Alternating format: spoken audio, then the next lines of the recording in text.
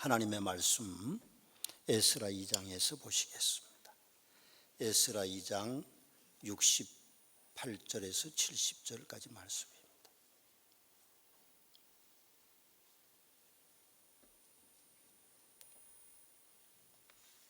에스라 2장 68절에서 70절까지 말씀 봉독해 드립니다. 어떤 족장들이 예루살렘에 있는 여호와의 성전터에 이르러 하나님의 전을 그곳에 다시 건축하려고 예물을 기쁘게 드리되 힘자라는 대로 공사하는 금고에 드리니 금이 6만 천 다리기요 은이 5천 마네요 제사장의 옷이 100벌이었더라.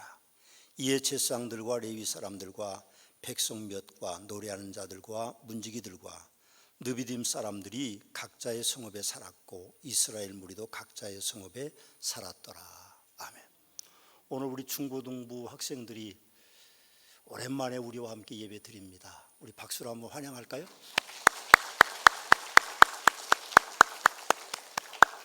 우리만 힘든 게 아니고 저 친구들은 더 힘듭니다. 하루도 빠짐없이 학교 가야 되고 또 입시는 점점 다가오고 있고 아마 스트레스가 더 많을 것 같아요. 그래서 여러분들이 만날 때마다 격려해주고 우리 젊은이들 좀 힘 좀 날 수 있도록 그렇게 해주시면 감사하겠습니다. 오늘 말씀의 제목은 앞선 사람들입니다. 에스라서의 기록 연대가 예수님 오시기 전 458년 444년경입니다. 458년은 수룹바벨 총독의 인도로 1차 포로에서 귀환한 해이고, 그리고 그 이후에 79년이 지난 후에 에스라 제사장이 2차로 귀국한 해입니다. 그리고 444년은 느헤미야 총독이 귀국한 해죠. 바벨론 포로 1차 귀환은 주전 537년에 수룹바벨 총독에 의해서 49,897명이 귀환했습니다. 수룹바벨은 유다의 혈통적으로는 마지막 왕 여고니아의 손자입니다. 원래 역사를 보면 시드기야가 마지막 왕으로 되어 있지만, 그러나 그 시드기야 왕은 바벨론 제국에서 왕의 삼촌뻘 되는 사람을 임명했기 때문에 이스라엘 사람들은 그를 왕으로 인정하지 않습니다. 그래서 마지막 왕 여고니아의 손자인 수룹바벨이 1차 귀환하는 책임자로 왔습니다. 2차 귀환은 주전 458년에 에스라에 의해서 1754명이 본토로 돌아와서 개혁을 시도하고 말씀대로 사는 방법을 가르치기 시작했죠. 에스라라고 하는 그 지도자는 아론의 16대 손으로서 능통한 율법학자고 선지자고 제사장이라 그렇게 표현되어 있습니다. 그리고 바벨론 포로 3차 귀환은 주전 444년에 느헤미야 총독의 인도로 돌아왔습니다. 몇 명이 돌아왔는지 정확한 역사의 기록은 남아있지 않습니다. 학자들은 포로 귀환을 매우 어려웠다 그렇게 표현합니다. 우리가 생각에는 왕의 칙령에 의해서 이스라엘 백성들이 바사 제국에서, 과거의 바벨론 제국에서 본토로 돌아왔으니까 사실은 쉬웠을 것이다 그런 생각을 합니다. 요즘 같은 자동차 타고 오든지 아니면 비행기 타고 오든지 아니면 마차를 타고 오든지 그랬을 텐데 과거에는 그렇지 못했습니다. 5만 명에 가까운 사람들이 한꺼번에 이동을 하는 것은 쉬운 일이 아닙니다. 더군다나 근처에 있는 많은 나라들이 역사적으로 보면 예나 지금이나 유태인들을 싫어합니다. 그래서 그들을 그냥 두지 않았겠죠. 그래서 어려움이 많았습니다. 그리고 또 생각해 보면 출애굽할 때 그 백성들은 낮에는 구름 기둥, 밤에는 불 기둥이 있었고, 그리고 바다도 갈라졌고 강도 갈라졌고, 만나와 메추라기가 아침에 일어나면 있고 비처럼 메추라기가 날아와서 죽어 있었는데, 또 반석에서 두드리면 물이 나고 그랬지만 이들이 돌아오는 길은 그런 이적이 없었습니다. 그러니 당연히 5만 명에 가까운 사람들이 돌아오는 것은 쉬운 일이 아니었을 것이다 그렇게 생각합니다. 에스라 2장인 본문 이전에 보면 79년 전 수룹바벨 총독의 인도하에 귀환한 역사가 기록되어 있는데, 거기 회중의 합계를 숫자로 나타내고 있습니다. 조금 다른 숫자가 있지만 뒤에 잡족도 있고 제사장도 있고 또 호적에는 없는 무리들도 있기 때문에 사실은 그런 건 그렇게 중요한 게 아닙니다. 사람이 셀 때 숫자가 차이가 있죠. 오늘 2부 예배 때 약 200명의 성도들이 예배를 드립니다. 제가 보기에는 200명 되는데 어떤 분이 뒤에 앉아서 숫자 대더니 목사님 틀립니다. 195명입니다. 그러면 누가 맞는지는 모르지만 192명, 5명이면 어떻고 200명이면 어떻습니까? 그게 숫자는 그렇게 중요한 게 아닙니다. 수를 세는 사람에 의해서 달라질 수 있고 보고하는 데에 따라서 달라질 수 있죠. 어제 저녁에 어떤 분이 저에게 문자를 보냈는데 코로나 백신을 맞아서 죽은 사람이 79명이다. 그런 동영상을 보냈습니다. 섬뜩하더라고요. 그러나 뭐 그건 정확한 숫자를 이야기하는 건 저는 아닐 것이라고 보고, 여러분 코로나 백신 맞아서 돌아가시는 분보다는요 폐렴으로 돌아가시는 분이 훨씬 더 많았는데 지난해 금년은 폐렴으로 돌아가시는 숫자가 거의 없습니다. 다 방역하고 마스크 쓰고 그래서 그런 문제들로 우리가 두려워할 필요는 저는 없다고 생각합니다. 어린이들도 있었고 오면서 출산하는 일도 있었고 오면서 세상을 떠나는 사람도 있을 것이기 때문에 그런 것들 때문에 우리 성경이 맞다 그러다고 말할 필요는 없다고 생각합니다. 지난주에는 제가 1장 1절에 4절 말씀을 통하여서 기적은 일어납니다. 그런 제목으로 말씀을 드렸는데 유튜브에는 기적은 일어납니다. 그렇게 우리 전사님이 올렸어요. 뭐 괜찮습니다. 기적이 일어나든 기적이 일어나든 그게 그렇게 중요한 건 아니죠. 그러나 오늘 우리는 앞선 사람들은 누구였는가 하는 것을 말씀을 좀 상고해 보려고 합니다. 여러분 에스라는 모든 사람들, 모든 족장들이 앞선 사람들이 아니라는 말을 68절 앞부분에 합니다. 68절에 보면 어떤 족장들이 예루살렘에 있는 여호와의 성전터에 이르러 하나님의 전을 그곳에 다시 건축하려고 예물을 기쁘게 드리되 그렇게 기록하고 있습니다. 에스라는 모든 족장이라고 하지 않습니다. 뭐라고 표현합니까? 어떤 족장들이 그렇게 표현합니다. 그러니까 어떤 족장들이 있는 반면에 또 다른 어떤 족장들은 협력을 안 했다는 뜻으로 이해가 되기도 합니다. 족장이 누굽니까? 이스라엘의 족장이라고 표현하는 것은 야곱의 12아들이 족장들입니다. 12족이죠.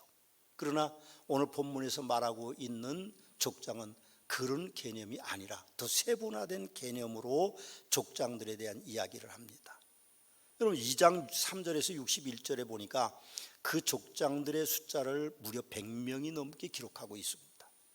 특이한 자료는 2장 29절 63절의 말씀에 보면 델멜라와 데라스시와 그리고 구룹과 아단과 인멜에서 올라온 자가 있으나 그들의 조상 가문과 선조와 이스라엘에 속했는지는 밝힐 수 없었더라. 그들은 들라야 자손과 도비야 자손과 느고다 자손과 모두 650명이요 2명이요 제사장 중에는 바하야 자손과 학고스 자손과 바르실레 자손이니 바르실레는 길리앗 사람 바르실레의 딸 중에 한 사람을 아내로 삼고 바르실레 이름을 따른 자라 하고 신분을 정확히 알 수 없는 사람들에 대한 족장들 이름까지 기록하고 있습니다. 역사를 거슬러 가보면 애굽을 탈출할 때에 잡족들이 많이 따라왔어요. 10가지의 재앙이 일어나는 걸 애굽 사람들이 봤겠죠. 그리고 지방 문설주에 양의 피를 바르고 그들이 탈출할 때에 이스라엘 사람들만 탈출한 게 아닙니다. 잡족들, 그러니까 이스라엘 혈통을 가지지 않는 사람들도 덩달아 나왔어요.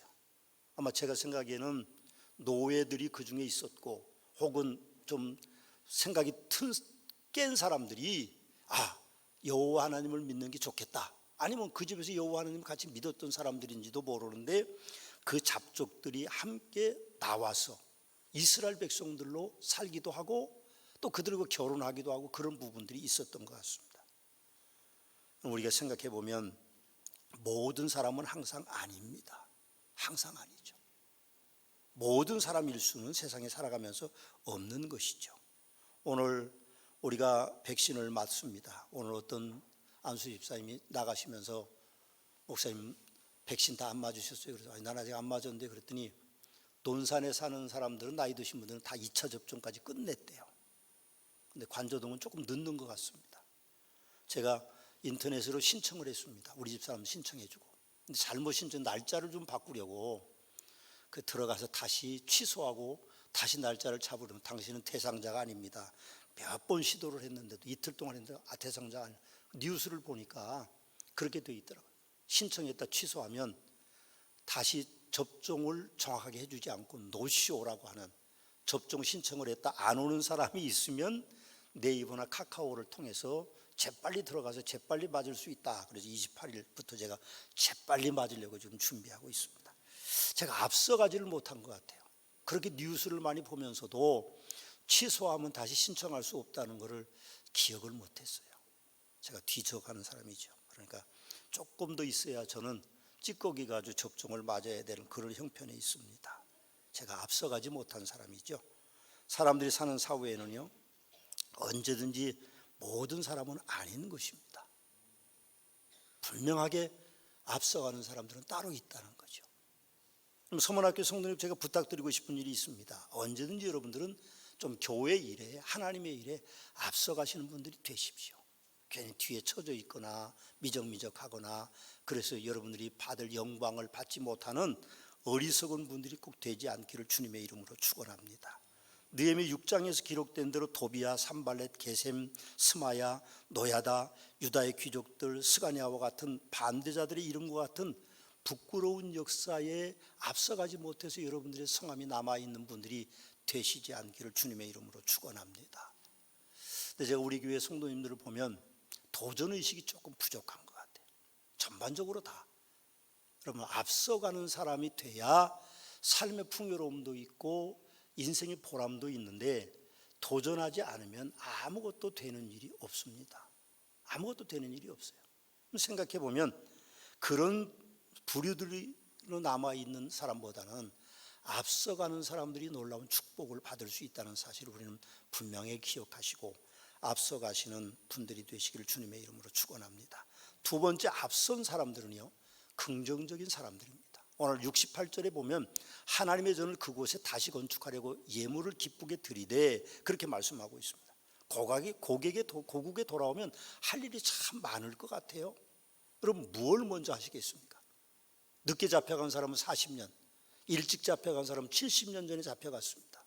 그 중에 나이 먹은 사람들은 아마 80이 정도 됐을 것이고 제일 먼저 하고 싶은 일이 뭘까요? 우리 부동산에 관심이 많잖아요. 우리나라 사람들은 부동산에 목숨을 맵니다. 영끌이라고 그러죠. 그러니까 그 사람들이 70년 전에 남겨놓고 갔던 땅과 집이 그대로 있는지, 40년 전에 붙들려 갔을 때 그 집이, 그 땅이 그대로 있는지, 아마 우리나라 사람들 같으면 땅을 먼저 보러 가지 않았겠느냐, 집을 먼저 보러 가지 않았겠느냐, 그런 생각을 합니다. 그럼 예수님을 만나러 온 문둥병자들이 있었습니다. 10명이 있었어요. 우리의 질병을 좀 낫게 해주십시오. 그래서 예수님이 제사장에 가서 네 몸을 보이라. 근데 그들이 제사장에 가기 전에 다 자유로움을 얻었습니다. 근데 10명 중에 한 사람만 예수님께 와서 엎드려서 감사했지 나머지 9은 다 자기 볼일을 보러 갔습니다. 예수님이 뭐라고 9은 어디 갔느냐 그렇게 물으셨습니다.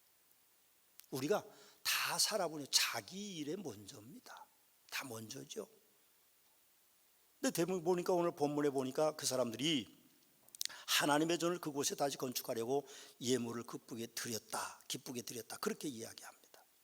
관저동이 개발될 때에 이곳에 있는 교회들이 몇 개 있었습니다. 우리 교회는 아니고요. 그런데 그분들 중에는 토지를 보상받은 사람들이 많았습니다.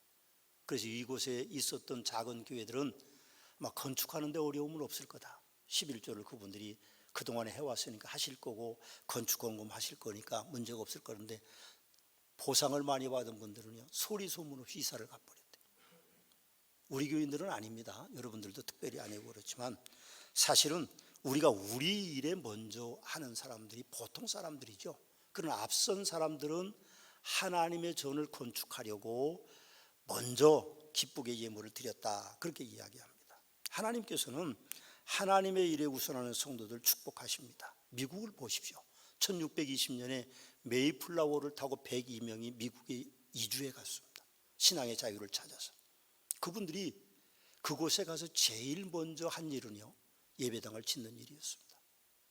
그 사람들이 인디안의 침략을 받고 풍토병에 걸려서 많은 사람들이 죽었습니다. 그런데 그분들이 제일 먼저 한 것은 예배당을 짓는 일이었고, 두 번째 한 일은 학교를 짓는 일이었고, 세 번째 한 일은 자기 집을 짓는 일이었습니다. 200년의 역사가 지나기도 전에 미국이라는 나라는 세계 최강대국이 됐습니다. 왜요?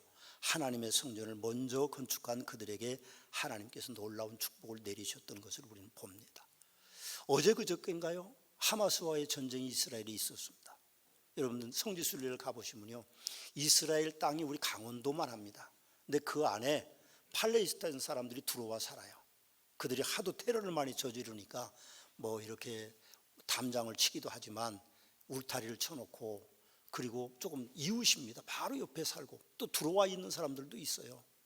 그런데 놀랍게도 그들이 로켓포로 공격해 오는데 좀 뭐 요즘 좀 신기한 일이 있죠. 여기서 미국에서 개발한 걸로 탁 쏴서 사람들이 사는 지역에 날아오는 로켓포는 다 공중에서 격파를 시켜버리고, 그리고 이스라엘 사람들이 하마스 그쪽에서 집중적인 포화를 해서 사령관 한 명도 죽었다는 이야기가 있습니다. 하나님을 믿는 백성들은 잘 될 수밖에 없습니다. 우리나라를 보십시오. 여러분 고속버스를 타고 지나가시다 보시면 교회가 잘 번듯하게 세워진 교회는 부자 동네입니다. 왜 부자가 됐겠어요? 원래 부자였는지 잘 모르겠지만 일단 교회가 번듯하게 잘 세워진 데는 대부분 다 부자 동네로 살고 있고, 그렇지 못한 동네들도 많이 있습니다. 생각해 보면 하나님의 일을 우선하는 사람들, 그 사람들이 앞서가는 사람들입니다. 또 앞서가는 사람들은 69절 말씀에 보면 하나님의 일에 최선을 다하는 사람들입니다. 69절 말씀에 그렇게 되어 있습니다. 힘자라는 대로 공사하는 금고에 드리니 금이 6만 천 다리기요 은이 5천 만에요 재상의 옷이 100벌이었더라. 그렇게 기록하고 있습니다. 이 예물이 가치가 얼마가 나가는지는 저는 조사해 보지 않았습니다. 물론 그 중에는 가난한 사람들은 작은 것을 드렸을 것이고 부자는 많은 것을 드렸을 것인데 액수를 계산하는 것은 바른 일은 아닌 것 같습니다. 여러분 분명한 것은 그 백성들이 최선을 다해서 하나님의 성전 건축을 위해서 예물을 드렸다는 것이죠. 풀빛 주석을 보면 그렇게 되어 있습니다. 그들을 가르쳐 세상적인 삶을 내던진 사람들이다, 그렇게 해석하고 있어요. 제목을 붙이고 있습니다. 세상적인 삶을 내던진 사람들, 그 사람들이 하나님의 성전을 건축하는 일들을 우선하고 최선을 다했다는 것입니다. 그러면서 풀빛 주석에는 그들을 이렇게 표현하고 있습니다. 이것은 선한 선택이고, 이것은 현명한 선택이고, 이것은 자기를 부인하는 선택이고, 이것은 믿음의 선택이었다, 그렇게 표현하고 있습니다. 저는 옳다고 생각합니다. 성도라면 당연히 하나님의 전을 건축하는 일을 위해서 최선을 다했어야 됩니다. 예수님께서도 성전교회 앞에 앉으셔서 많은 사람들이 헌금하는 것을 보셨어요. 웬 낯선 젊은이가 연복교회 앞에 앉아 있으니 사람들이 얼마나 긴장을 했겠습니까? 제사장복을 입은 것도 아니고 레위인도 아닌 것 같은 사람이 거기 앉아 있으니까. 근데 예수님이 제자들을 부르셔서 이 많은 사람들이 넣은 많은 헌금보다도 저 여인이 더 많은 것을 드렸다. 그 여인은 겨우 2렙돈 20원 정도의 돈을 드린 겁니다. 근데 예수님은 20원 정도의 돈을 드린 그 여인이 최고 많은 것을 드렸다고 칭찬하셨습니다. 그러면서 말씀하시기를 저 사람들은 많이 있는 중에 드렸지만 저 여인은 자기의 재산을 전부를 드렸다, 그렇게 표현하셨습니다. 지난 금요일에 선교사님과 목사님들이 우리 교회를 다녀가셨습니다. 그래서 식사 대접도 잘하고 여비도 드리고 그렇게 했는데요, 한 목사님이 본당에 올라오시면서 엘리베이터를 타면서 서문학교의 엠블럼을 보셨습니다. 서문학교의 핵심 가치, 소리나게 그분이 읽으셨어요. 자율, 공평, 다양, 개방. 그러면서 그 젊은 목사님이 어째 좀 천주교의 냄새가 나네요. 그래서 난 한 번도 천주교의 냄새가 우리 핵심 가치에 난다고 생각 안 했는데 그분이 그렇게 말씀하시더라고요. 그래서 뭐 제가 더 이상 토를 달지 않았지만 30년 전쯤 선포한 서문학교의 핵심 가치, 저에게는 목회 철학입니다. 그건 신앙의 자율성과 교제의 공평성과 은사의 다양성과 행정의 개방성이었습니다. 여러분 우리 교회는 그 핵심 가치를 세워놓고 한동안은 좀 어려웠습니다. 신앙의 자율성 부분에 특별히 어려움이 있었습니다. 목사가 좀 끌고 가고 좀 야단도 치고 좀 뭐 어떻게 좀 해봐야 되는데 목사는 그냥 두고 보는 겁니다. 두고 봐요. 그게 참, 그래서 많은 분들이 그렇게 하면 목회가 어렵지 않겠냐, 그렇게 말씀하시는 분들도 계셨습니다. 우리 교회 관저동으로 이주해 오고 코로나 시대를 맞아서 우리 교회는 우리 교회 핵심 가치가 빛을 발하고 있습니다. 코로나 팬데믹 가운데도 우리 교회는 정상적인 삶을 이어가고 있습니다. 하나님의 축복이죠. 그럼 우리는 하나님의 일에 누가 보든지 안 보든지 최선을 다해야 됩니다. 목사가 뭐 그렇게 중요하고 사람들의 어떤 칭찬이나 어떤 덕담 같은 게 그렇게 중요한 게 아닙니다. 우리는 하나님 보시기에 어떠냐는 것이 중요해요. 그래서 하나님 보시기에 우리는 최선을 다하는 삶을 살아야 됩니다. 또 앞선 사람들은요, 교만한 사람들이 아니었습니다. 오늘 70절 함께 보시겠습니다. 제가 봉독합니다. 이에 제사장들과 레위 사람들과 백성 몇과 노래하는 자들과 문지기들과 느비딘 사람들이 각자의 성읍에 살았고 이스라엘 무리도 각자의 성읍에 살았더라. 그렇게 말씀하고 있습니다. 에스라 2장에 100명이나 되는 족장들은요, 이름을 낼 만한 사람들이었습니다. 이름을 낼 만하죠. 왜요? 그분들은요, 족장으로서 자기의 위치를 잘 지켰고 백성들을 이끌어왔고 그리고 기쁘게 하나님의 전을 위해서 예물을 드렸고, 근데 거기에 더해서 오늘 포로에서 돌아와서 나를 안정시키고 성전을 건축하는데 공을 세웠으니까 그분들의 이름을 낼 만도 하죠. 자랑할 만도 하죠. 오늘 그래서 그분들의 이름이 에스라 2장에 다 기록되어 있어요. 그런데 그들은 자기 공로를 내세우지 않았습니다.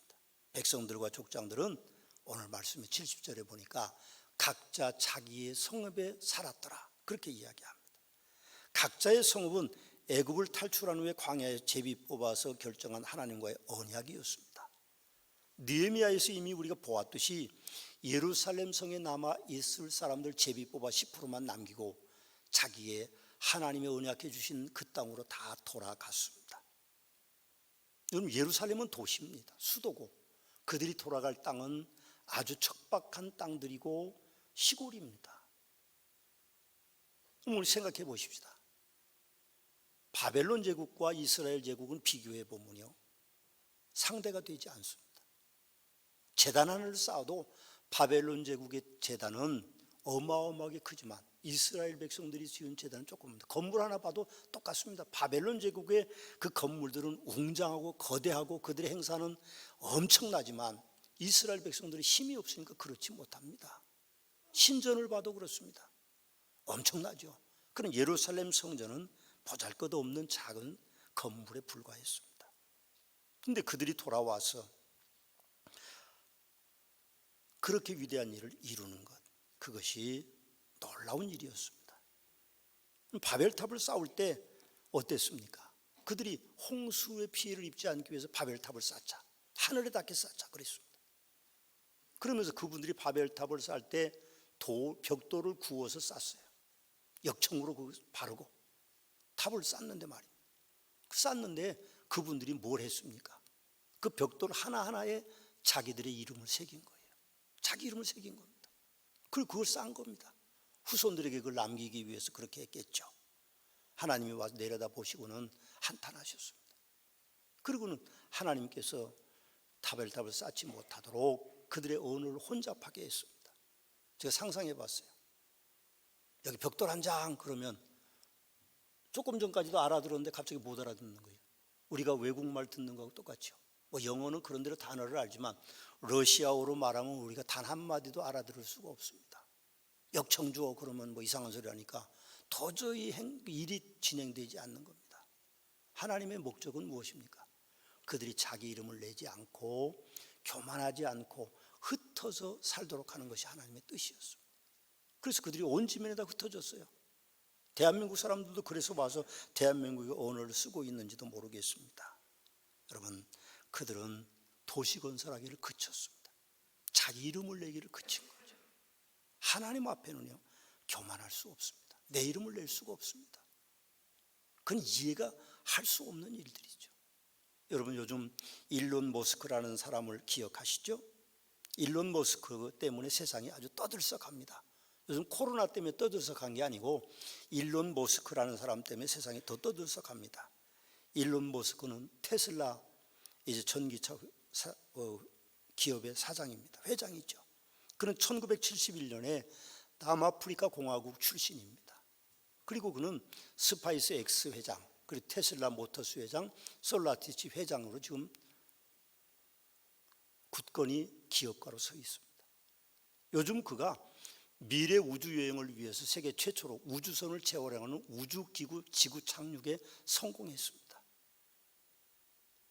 스페이스 X 회사에서 한 것이죠. 그래서 세상이 떠들썩합니다.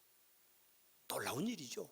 우주선이 오면 낙하산 타고 내려와서 저기 대서양이나 또 오대양 같은 데 떨어지는 건데, 이건 올라갔던 자리에 그대로 내려와서 딱 정착하는 겁니다. 그 머스크 회장이 뭐라고 하는 거, 앞으로 우주여행은 자유롭게 할 것입니다. 이거 타고 올라갔다 이거 타고 내려오면 되니까요. 그러니까 얼마나 좋겠어요. 달에 가서 좀 걸어보고, 그리고 다시 그 우주선 타고 다시 내려와서 탁 내려오면 거기서 내리고, 우리도 그런 기회가 좀 있었으면 좋겠는데 아마 수십억은 내야 되니까 여러분들은 혹시 몰라도 저는 뭐 불가능할 것 같은 생각이 듭니다. 그런 세상이 떠들썩하죠. 요즘 한국에 테슬라 차가 많이 있습니다. 대전에는 별로 없어요. 제가 고속도로를 타보면요, 테슬라가 10대 중에 한 대가 테슬라 전기차입니다. 예쁘게 생겼고 멋있게 생겼어요. 그 회사 기업 회장이 머스크입니다. 그런데 그가 세상을 시끄럽게 하는 것 또 한 가지가 있습니다. 그래서 사람들은 머스크를 향하여서 시대의 사기꾼이냐 그렇게 이야기합니다. 아니면 투자의 전설이냐 그렇게 말합니다. 그분이 그냥 스페이스나 또 테슬라나 솔라시티 그 회사의 회장으로 있어도 만족한데, 요즘 그분이 이상한 짓을 자꾸 하는 겁니다. 가상화폐에 그분이 돈을 투자합니다. 비트코인에 돈을 투자해서 내가 비트코인에 몇 조를 투자했습니다. 그럼 비트코인이 하루아침에 몇십 배가 뛰었습니다. 그런데 가격이 올라가니까 돈을 싹 빼고, 또 도지코인에 내가 뭐 합니다 그렇게 이야기하면 도지코인이 기하급수로 올라가면 도지코인에 코인을 또 팔아서 돈을 챙기고, 그래서 사람들은 그를 사기꾼이 아니냐 그렇게 이야기합니다. 그래서 가상화폐 투자자들이 천국과 지옥을 오가고 있습니다. 우리는 별로 관심도 없는 일이지만 어쨌든 그를 가르쳐서 희대의 사기꾼이냐 희대의 투자가냐 그렇게 말합니다. 일론 머스크, 그는요 우주여행하는 스페이스 X 회장, 전기차 테슬라 모스터 회장, 솔라시티 회장으로 세계 최고의 기업가입니다. 굳이 투자 시장까지 흔들 필요는 없는데 그분이 그렇게 투자 시장까지 지금 흔들어서 어려움을 겪고 있습니다. 사실은 어떻게 보면 그는 매우 교만한 사람이 아니겠느냐 그런 생각을 합니다. 그만 교만한 게 아니죠. 우리도 우리의 이름을 내자. 바벨탑을 쌓는 사람들처럼 우리 이름 좀 내자. 그러면 그 교만해질 가능성이 있죠. 이스라엘 백성들은요 교만하지 않았습니다. 돌아와서 성전을 건축하고 자기 나라를 건설하고 그런 족장들의 이름들이 기록되어 있지만요, 그분들은요 각자 자기 성읍으로 갔다 그렇게 이야기합니다. 뭘 요구하지도 않았어요. 뭘 세워놓고 자기 이름을 내지도 않았습니다. 그래서 저는 이스라엘 백성들은 참 대단한 백성들이라는 생각이 듭니다. 여러분, 우리도 뭘 내세우는 것이 아니라, 뭘 내 업적을 내놓는 것이 아니라 교만하지 않고 겸손한 사람으로 이 땅을 살아가는 축복이 있게 되시기를 주님의 이름으로 축원합니다.